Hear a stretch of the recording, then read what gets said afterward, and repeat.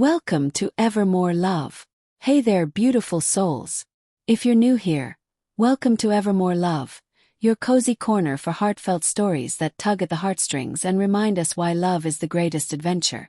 Today we've got something truly special. A hairpin under his pillow. Oh, this one's going to sweep you off your feet. It's an emotional journey of whispers in the night, stolen glances, and a love that bends but never breaks. Before we dive in, I have a quick favor to ask. If you love stories like this that make you feel seen and hopeful, hit that subscribe button right now. We're just 50 away from 1K subscribers, and your support means the world. Helps us bring more magic your way. And promise me one thing. Watch this full video till the very end. There's a little surprise in the heartfelt close that I know you'll cherish. Grab your tea, get comfy, and let's fall into this tale together. Ready? Here we go. In the quiet coastal town of Willow Bay, where the sea whispered secrets to the shore and the fog rolled in like an old friend, lived a man named Elias. He was 32, with calloused hands from mending fishing nets and eyes the color of storm-tossed waves. Deep blue, always searching for something just beyond the horizon. Elias ran a small bookstore on the edge of the pier, a haven called Tides and Tales, where the scent of salt air mingled with aged paper and fresh coffee. His days were steady like the tide's pull, shelving books, chatting with locals, and losing himself in stories of far-off places he dreamed of but never chased. One rainy autumn afternoon, as thunder grumbled overhead like a distant lover's sigh, the bell above the door tinkled softly. In stepped Clara, shaking droplets from her auburn curls. She was 28, a freelance illustrator from the city, visiting her grandmother for what was meant to be a short weekend. But fate, that sly matchmaker, had other plans. Clara's coat was soaked, her sketchbook clutched under one arm like a shield, and her cheeks flushed from the chill. She scanned the shelves, her green eyes lighting on a worn copy of The Little Prince, a book that had always made her believe in invisible threads connecting hearts across the stars. Looking for an escape from the rain? Elias asked, emerging from behind the counter with a warm smile that crinkled the corners of his eyes. His voice was low and steady, like the rumble of waves on pebbles. Clara laughed, a sound like wind chimes in a breeze. More like a dry corner to sketch. But yeah, this little guy always pulls me in. She tapped the book, her fingers lingering on the cover. He nodded, understanding flickering in his gaze. It's got that magic, doesn't it? The kind that makes you see the world a little softer. Without another word, he brewed her a cup of chamomile tea from the pot he kept simmering for slow days. They talked then, about the fox who tamed the prince, about how Clara drew hidden worlds in her illustrations, and how Elias once wanted to sail away but stayed for the stories that washed up on his shore. The rain pounded harder outside, but inside Tides and Tales, time stretched like taffy, sweet and unhurried. By evening, the storm had eased to a drizzle, and Clara lingered longer than she planned. I should go, Gran will worry, she said reluctantly, though her feet felt rooted. Elias walked her to the door, the air between them humming with unspoken possibility. Come back tomorrow. I've got a first edition of Anne of Green Gables that might inspire your sketches. She smiled, that radiant curve of lips that made his chest ache in the best way. I'd like that. And so it began, their dance on the edge of something beautiful. The next day, Clara returned, her sketchbook open to pages of swirling seas and starry skies. Elias shared tales from his childhood, of building sandcastles that the tide claimed at dawn, teaching her to see the poetry in the ordinary. They wandered the beach at sunset, toes sinking into cool sand, her hand brushing his as they collected seashells that caught the dying light like jewels. One evening, under a canopy of stars that blanketed Willow Bay like spilled diamonds, Elias took her hand fully. Clara, he whispered, his voice thick with the weight of it all, you make this town feel like home in a way I didn't know it could. She turned to him, her eyes shimmering with unshed tears of joy. And you make me want to stay, Elias. Just a little longer. Their first kiss was salt-kissed and slow, tasting of ocean spray and promise. It happened by the lighthouse, its beam sweeping the darkness like a heartbeat. Clara's fingers tangled in his hair, and in that moment, the world narrowed to the warmth of his arms around her waist, the soft press of his lips that spoke volumes his words never could.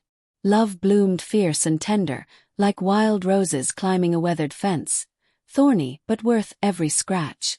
But love, as the poets warn, is no gentle wave.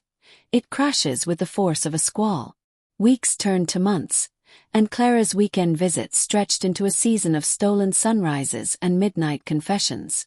They picnicked on cliffs overlooking the bay, her head on his shoulder as they watched dolphins arc through the water like living silver. Elias carved their initials into the bark of an ancient oak behind the bookstore, a secret vow etched in wood. Clara sketched him endlessly, his profile against the sea, his hands turning pages, the quiet intensity in his eyes when he looked at her. "You're my muse," she'd tease, but her voice trembled with truth.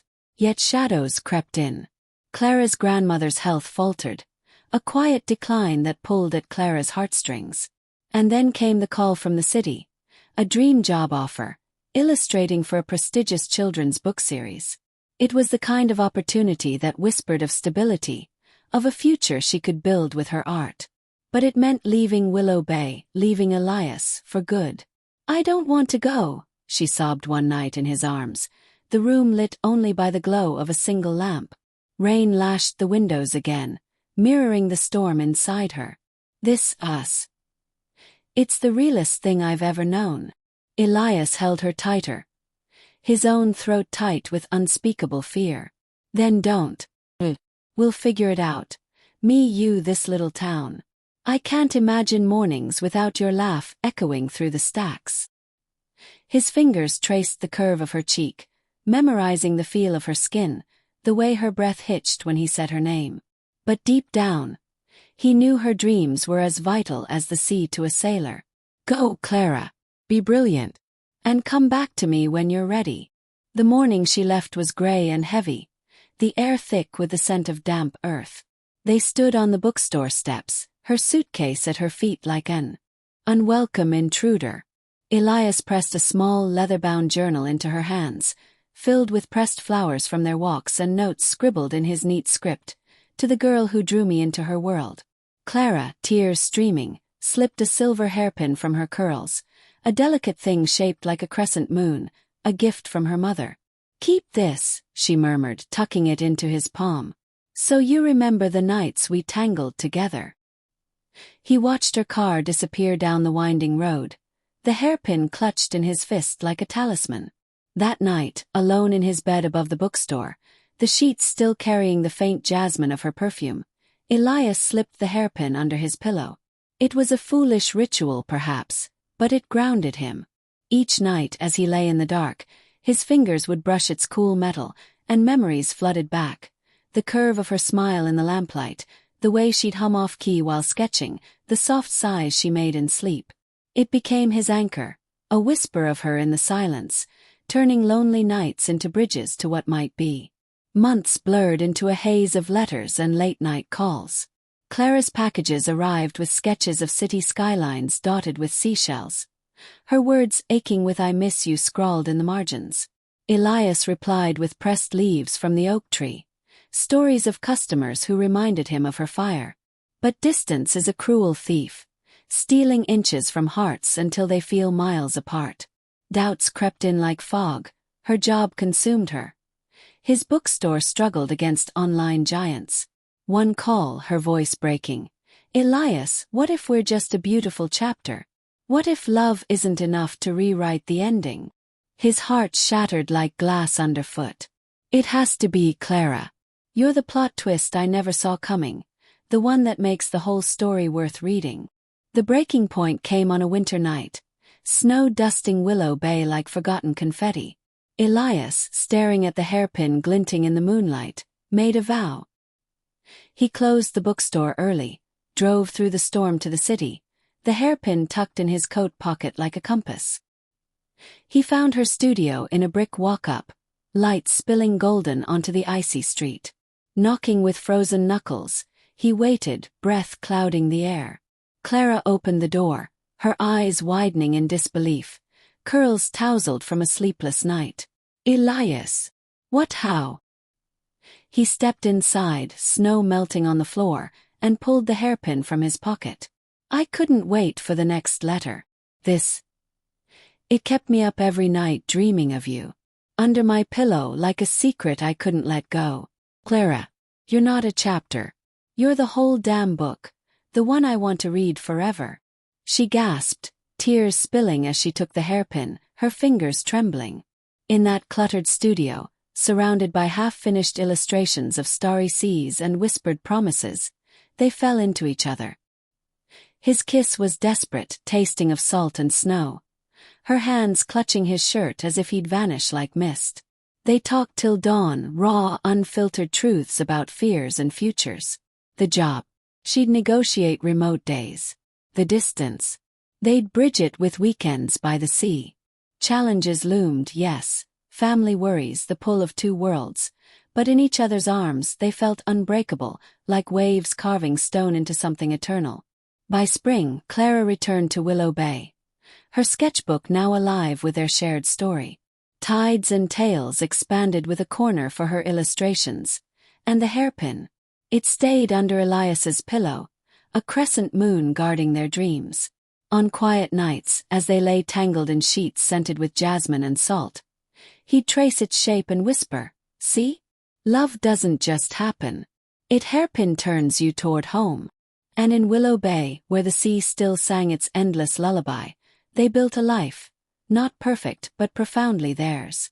A love that weathered storms, emerging stronger, softer, forever etched in the heart's quiet pages. Phew, what a ride, right? If a hairpin under his pillow touched your soul or brought a tear or two.